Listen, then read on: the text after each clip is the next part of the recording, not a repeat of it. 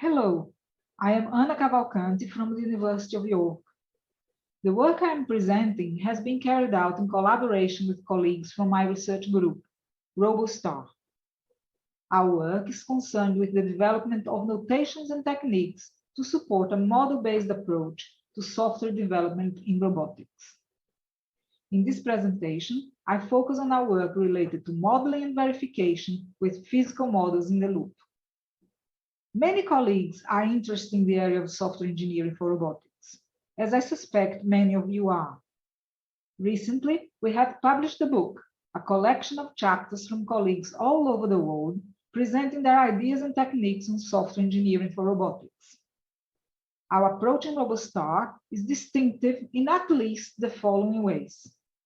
First, we propose the use of techniques that complement, not replace, techniques already used by roboticists, like simulation.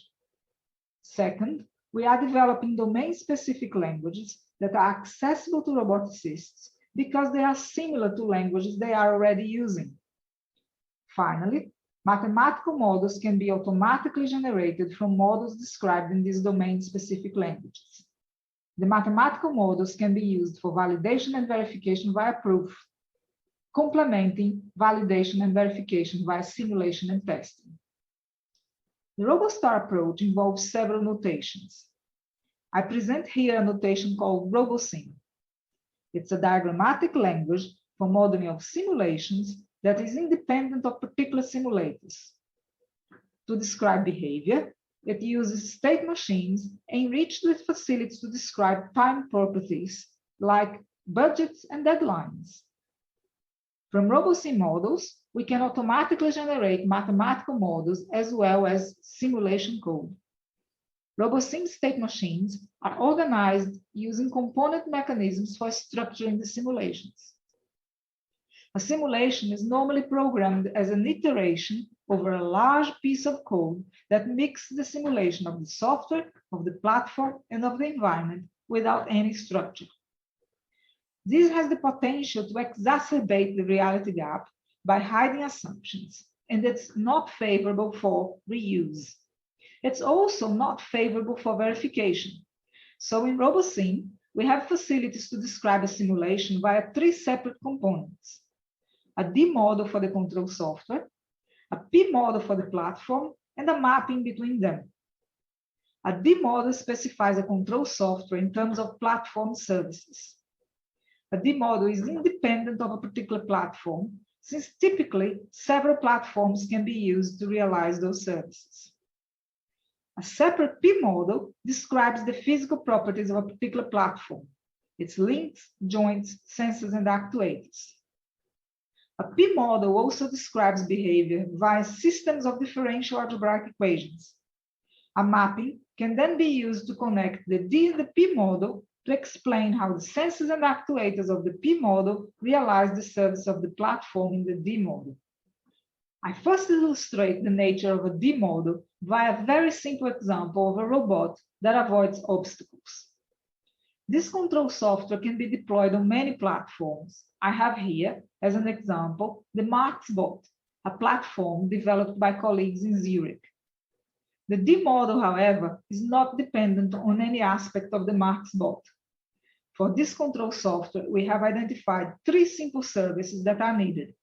They are declared in two interfaces shown here. In the first block, for the interface movement I, we have two operations: move, to request the robot to move at given linear and angular velocities, and stop, to request the robot to stop. These operations are abstractions for embedded software in the platform that is used to control motors of the marXbot or of a drone, for example. They are platform-independent services. In the interface obstacle I, we declare an event obstacle that indicates the presence of an obstacle in the area, in the vicinity of the robot.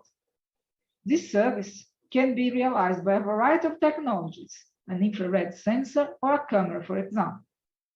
We have here the complete D model for the control software. I don't need you to understand the details here. I just want to give you an idea of the notation. The D model is defined by the block on the top left. It is called marXbot software. A D model is characterized by a robotic platform. Here it is marXbot services, which declares the interface I have just described so that the operations and the event are available for use in the mode of the software. Here the software is defined by a single controller called movement, but RoboSim models can have parallel controllers. The behavior of a controller is defined by one or more state machines in parallel. In this example, we have just one state machine called SM movement. In this machine, we have used the interface to declare that obstacle is an input and that the operations are outputs. In the machine, these operations are called, the event is checked, and we also use a clock turn timer to time the movement of the robot as it moves away from an obstacle. What can we use such a D model for? We can prove that it is correct, that the simulation is correct with respect to a design, also defined by a RoboStar notation called RoboChart. We can generate simulation code for the software, and we can generate mathematical models and carry out proofs using these models. These models are described using a process algebra, namely a discrete time version of CSP, or communicating sequential processes. The discrete time version is called TOC-CSP. It is supported by the well-known model checker for CSP, FDR, with a few tweaks. CSP, however, cannot cope with models of robotic systems. If we want to reason about the platform, we need to deal with continuous models. To handle proof in the presence of heterogeneous models, discrete and continuous, for example, we use a different mathematical framework that is called unifying theories of programming. It can cater for several modeling paradigms. CSP is one of these paradigms, and so our TOC-CSP models are front-end to the unifying theories of programming. With a TOC-CSP model, in the case of our example, we can, for instance, via model checking, establish deadlock freedom and other core properties. For example, we can prove that once an obstacle is detected, the operation stop is called immediately. This is, however, purely a property of the software. Obviously, the robot does not stop immediately. If we want to reason about the behavior of the robotic platform that is controlled by the software, we need a model of that robotic platform, and that is given by a P model. We can provide a model for the platform we have in mind, the marXbot. Here, for simplicity, I show a model just of the base of the marXbot. It's a modular robot, and we consider here just the base. On the right, we have that base rendered using SDF in CopiliaSim. A P model is a hierarchical block diagram whose hierarchy is defined by a containment relationship represented by connections with a diamond on the side of the containing block. The block at the root of the hierarchy is a P model block. Here it's called BaseModule. It contains a link core and two parts named L trio and R trio, defined by a separate P model called trio. The core itself has two bodies, a spine and a frame. The core also has sensors called proximity of a type IR. The containment relationship here is annotated by an index I. So we have a set of 24 sensors indexed from 0 to 23 around the base. Core also has two joints, L hinge and R hinge of type revolute.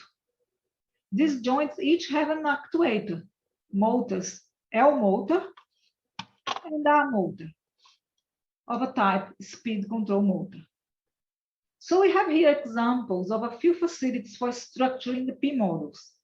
We have references to parts defined by other P models. We have indexation to create several instances of the same design. We have several references to library definitions, such as IR and speed control motor. Here are some definitions in the library.